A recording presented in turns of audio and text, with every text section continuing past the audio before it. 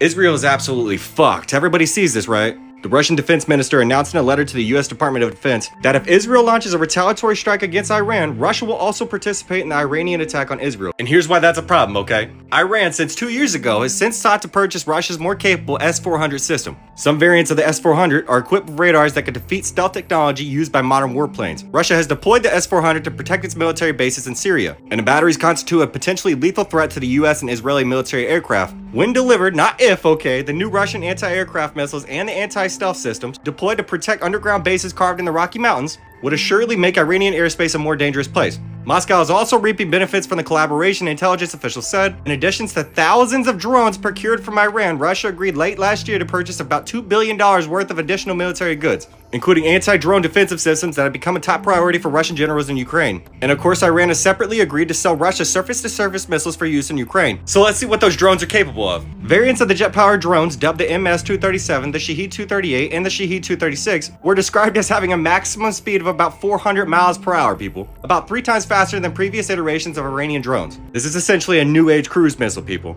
And the tests apparently helped cement an agreement to acquire more than 600 of the Iranian-designed drones, people. The documents also describe protracted negotiations over how Russia would pay for the drones, with at least 2 installments coming in the form of gold bullion valued at about $140 million.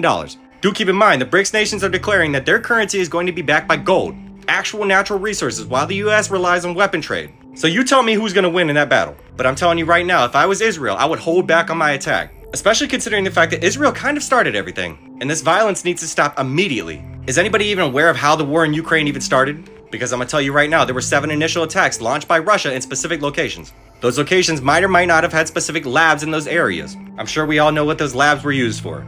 People have to think of the bigger picture here. They have to think outside the box. You have to wonder to yourself, why is the US putting Russia on a pedestal? Because Putin and Russia might have ruined their plans. By the way, this is for educational purposes only, so I don't get issued a motherfucking violation. But I'm telling you right now, if Russia intervenes, this shit is about to get serious. And I can almost guarantee that World War III is over the horizon. But see, that's what happens when the Western influence gets involved. And I don't really understand why anybody's patriotic for this country to begin with. Are you all unaware of the fact that this country's leaders kind of leave their veterans in the ditches anyway? While they hand billions of dollars out to nations of which we previously had foreign conflicts and affairs with? I mean, people, wake the fuck up.